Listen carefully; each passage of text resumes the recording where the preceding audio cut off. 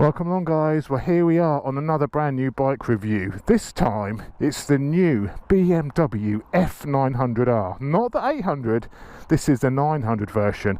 I've had this all week and it's time for me to let you know what I think to this machine.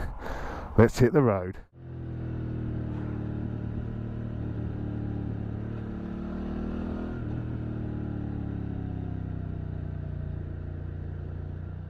Finally, we have a dry, fairly mild day for one of my reviews, which really makes a change. Normally it's wet. We can actually try this bike out properly, which I'm really quite pleased about, because this is actually a bike with some proper sporty intentions. She sounds fruity. This bike has just had its international launch last week. Now, very kindly, BMW UK agreed to lend this to me first. I'm the first of the, I'd say the word journalist, in inverted brackets, but I'm the first person to get on their new fleet bike. This has just been running, just been released to the press. I say press. I picked this up a couple of days ago. I rode it all the way back from Farnborough. And to be honest with you, I was surprised. I really wasn't expecting much from this. I've ridden the 800 GS before, the old engine, and I felt a little bit underwhelmed by that engine. And it sort of almost put me off trying this and gave me some preconceptions of what this bike would be like. And they were all completely wrong. The bike has the reworked 900 motor, so this is the reworked 800 version of this. Bit more capacity. They've gone over it, they've tweaked it, they've raised the power now to 105 brake horsepower. I think it's 87 newton meters of torque. It's all good. I mean, it's got a lot of punch. That torque is actually delivered. The peak torque is something like 4,500 revs, so it's all very low down in the rev band, which makes it effortless just to ride that wave of torque. Nationals, the only thing that lets it down a little bit on the spec sheet is the fact that it weighs 211 kilos. So it's not a light bike, it's not as light as all of its competition. It's hard to sort of know which is the lightest because the different manufacturers measure their weights in different ways. BMW give you the wet weight, full of oils, full of fuel, you know, how the bike's going to be, the curb weight. KTM, Yamaha, even Triumph, I think, give you their weights dry. So it's difficult to compare, but I can tell you it feels like a heavier bike than the Street Triple. It feels like a heavier bike than the Duke. This bike is full of technology. It's got this incredible TFT, which is the same as the one on the new GS, you know, the new S1000RR. But that screen is the best TFT in the business, without doubt. You know, different views, you can just do so much with it. And it's even telling me lean angles and stuff at the moment, and all those lean angles are recorded onto this app you can integrate, the BMW Connected app, which I have on my phone and I'm actually using. Basically what this can do is after you ride, it will record all your detail, it will record your lean angles around certain bends, it will give you your speed, which I've turned off. You can make it turn off so it doesn't record your speed for legal reasons, so I've turned that off. But you can go back and look at your ride, it will tell you where you've been. You can set it just to get you somewhere, going on some twisties, a bit like the Garmin functionality has. But you know, from the look of it, it's a fantastic little app. This, say you wanted to take this on track, which you probably could, it handles beautifully. Take it on a track day and then you can see your lean angles around the track and the speed you were doing around the track and all the other good stuff. And of course this has got all the navigation built into it as well. So if you haven't got a way to display your phone case like this with my Ultimate Add-ons phone case, you can have turn-by-turn navigation coming through on the dashboard as well. And that is, I mean, it's great. I've got a lot of time for that sort of technology on motorcycles when it works well. Let's just go through the mode buttons here. First of all, you can put the suspension in dynamic mode or road mode. So at the moment I've got it in dynamic. It's only electronic on the rear. The fronts are completely unadjustable even. It's a little bit weird to just have electronic suspension on the rear and then have front suspension which is not even manually adjustable. But in fairness, the front seems really well set up, and I didn't realise it wasn't electronic to start with. I was that impressed with the setup of it. So even though it is unadjustable, they've really got it set in a really good sweet spot. The rear you can adjust for preload as well, so if you've got luggage, if you've got pillions, you can set it for those different weights, so the actual preload will adjust electronically. I've actually got it set for a person and some luggage because I'm carrying a bit of extra luggage around the middle.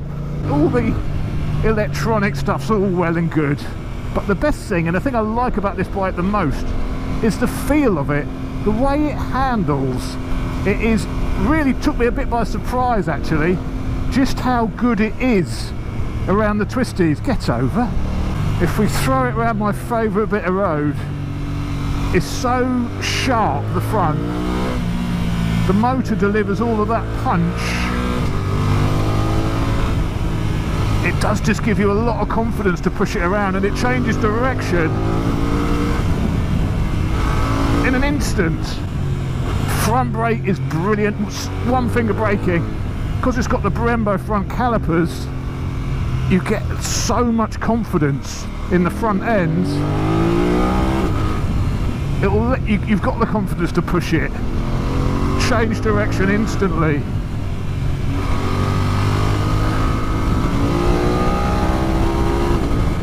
And the 105 horsepower never felt so fast. Ooh, maximum lean angle 29 degrees. I got up to 29 degrees. Out of 31 degrees to the left, 29 degrees to the right back there. Oh, I do love a gadget. In this display mode, as I say, you've got the lean angles, you've got the amount of traction control intervention by the look of it as well, and it also gives you your brake pressures. I don't know what all that means, but it's got all that info there. If you don't like that layout, push it forward and you can have just the big rev counter layout, which again is a very nice layout. I mean, that screen, as I said, it's the best TFT in the business. On the ergonomics, the only thing which I've noticed is the seat isn't very spacious. I can feel, with an arse the size of mine, I can actually feel the rear pillion seat right touching my back all the time. On the lower, my lower back is being kissed by the rear pillion seat, or the sculpting of the rear pillion seat, because it is like a one-piece seat. I'll point that out more on the walk around, but I can feel it right there, which may mean on longer distances you can get a little bit uncomfortable because you cannot move around much on the bike. So that's the first little thing about the ergos which you need to bear in mind if you're a taller rider and a bigger rider. I'm 6'2", 18 stone, so a big fatty. The quick shifter and blipper is a little bit clunky, I have to say. The quick shifter isn't the smoothest. The blipper's alright, it's just the quick shifter. There's a few damp patches around here. Be a little bit careful. You can hang off it. Yeah, it feels like you can hang off the bike. It is definitely set up as a sporty machine. The handling does just fill you with confidence. I mean, even though it's 8 degrees today and the odd patch of damp on the roads, it is very confidence inspiring. I really like the riding position when you are pushing on with all that weight over the front. It makes the front so quick to turn, very, very agile. And I love the feedback it gives. It gives you a real sporty feel to the ride. You're just over that front end, and it's just, you know, the slightest inputs and it obeys. You want a bit more lean angle, you just push it down a bit more. It is a lovely front end, it really is. Let's give it a little bit of a grunt test. It's 4th gear, 2,500 revs. It's got a good deal of pull. A very, very torquey motor, very usable. That's what twins give you, isn't it? 60 miles an hour, 3,500 revs, just under 4,000. So I think 70, let's push to 70 down here. Yeah, just over 4,000 revs. So, you know, you could sit on the motorway all day, no problem whatsoever. Right, let's pull into the pub and we'll do a quick walk around. Get a pint. No, we won't get a pint. There it is in all of its glory. Now, I posted a few pictures on my Instagram account. If you don't follow me on Instagram, I'll put a link at the bottom. Get on Instagram. But I posted a few pictures on there and people said, oh God, it looks horrible. I don't like that at all. I actually think it's pretty good looking. I think BMW have done a decent job with this, making something that looks a bit different. It definitely looks sort of futuristic. It looks modern. I like what they've done with the exhaust system. You know, the whole bike sort of follows a very angular, you know, it's not a smooth looking bike. All the angles are quite sharp on it. I actually think it looks pretty darn good, if I'm honest. You know, it's not as sexy as the Street Triple, you know, with its smooth lines, but it's a different sort of bike, a bit more angular, futuristic looking. I like it. I like it in these colours as well. These colours are actually an extra 200 quid. If we turn it on, let's say it's keyless, so you have to push the button to turn things on. Full LED headlights, you know, nice little touch with the little R symbol. And this even has cornering lights as well, so you have cornering lights at the bottom. Brembo brakes and Brembo discs as well. The suspension, as I mentioned, is not adjustable. It's completely unadjustable, which is a bit of a surprise, but like I said, you know, this bike has to meet a certain price point, but they have it set up really well. You wouldn't know this was, well, I don't think it is budget suspension. It certainly doesn't feel like it. The ride's good. It feels nice when you're pushing on with it. There's nothing wrong with the suspension at all. At the rear, it has this ZF suspension, which is the dynamic ESA suspension. So that's the motor to actually actuate and adjust the preload on the rear shock. So the rear is electronic, and I say it's preload, so which is quite impressive. If you've got a pillion, you put it in pillion mode with luggage. You know, it really gives you that dampening to suit the conditions. And I just noticed there's also a little USB charger on the back here as well. This one has the facilities for the panniers, so the luggage option on the back here, which I think is another 100 quid or so. And it has this rather strange rear seat cowl, which sort of just sits over the rear passenger seat and sort of straps on. So that is really rather strange. F900 stitching on the seat is a nice little touch. This one's got the keyless option, so the fuel cap is also keyless, which I think people know my views on the keyless fuel caps. They do worry me a little bit. Switch gear is busy, but it is all usable. Obviously your indicators, menu buttons, that adjusts your suspension, and that one will turn off your traction. Push of that and your traction control's off. So if you want a bit of hooliganism, push that button, turns the traction control straight off. You've got the jog wheel, which takes you through the menu system, and then it can tilt left and right to select and go back and forth. Cruise control with your start and stop button and your accelerate and decelerate button. This one has the BMW emergency thing. We open that, push the button. Oh, I nearly pushed it then. And that will call BMW emergency services to come and rescue you, or call the emergency services to come and drag you out of a ditch or take you to hospital. Heated grips at the top, and of course all the start buttons here. As I say, this is the best dash in the business, bar none. This is an excellent display on these BMWs. Lots of information. There's almost a bit too much information. You know, you've got trip, miles to empty, the time, you know, it's just so much info on here. I could do a whole video just on this dashboard, but it's a very clear, very well laid out, really good job on the dash, BMW. Thumbs up. Looking at the bike, you can't see where costs have been cut to get this machine out there at 8.6. This has even got a centre stand. This has got the centre stand option as well.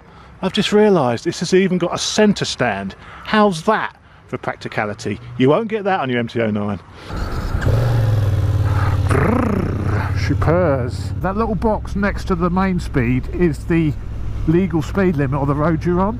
So when you've got it connected to the app, it's using the GPS from your phone to tell you what the actual speed limit is of the road you're riding on.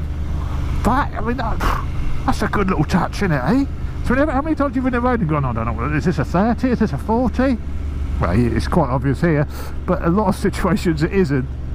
There you are. Sorry, officer, my bike told me it was a 60. So things I don't like, I think the position on it could get a bit tiresome on a long distance. We're saying it's a versatile bike, and you could spend, you know, could go touring on it. I'm not sure if this position would be the most comfortable position if you did go touring. As I say, you've got that rear seat right in my lower back, so I can't move back. I'm sort of locked in to the position on this a little bit. You know, there's a little bit of weight on your wrist. You are leaning forward a little bit. So again, is it going to be comfortable if you're literally riding this all day? Other downsides, the quick shifter and blipper, as I mentioned, are a little bit on the clunky side. They're not too bad, but they're a little bit clunky. You may be able to work around it by giving a bit more lever input or a bit less lever input. This bike also has, it's just about its first service, so it's under 1,000 miles on this, so that could improve as the mileage goes on to the bike and things wear in a little bit. So if you're thinking of an MT-09, you're thinking of a Duke 790, the only thing where this is let down a bit, this isn't quite as sports focused as those other bikes.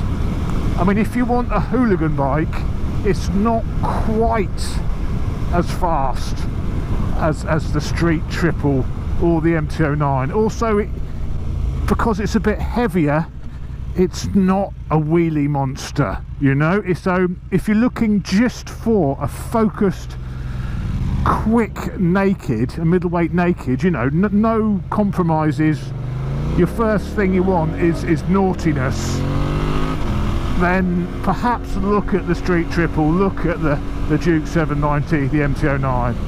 I think the most impressive thing about this bike is what they've managed to achieve at the price point.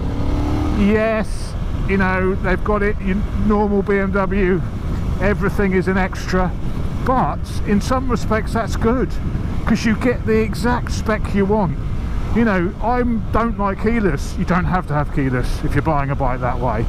So I kind of like that, even though I don't like it because obviously you've got to pay extra for stuff.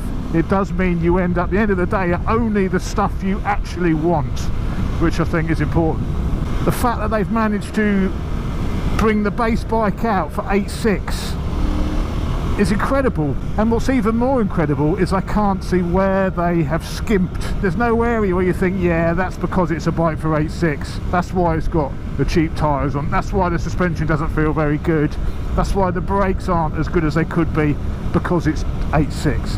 You don't get that with this, which is impressive. This is power level 1, which is full power.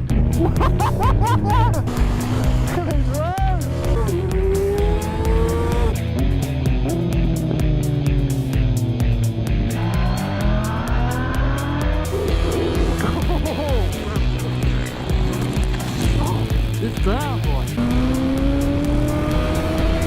What's she done here? I told you I was scared back there. Whoa! I've never dropped a bike before in my life. Whoa!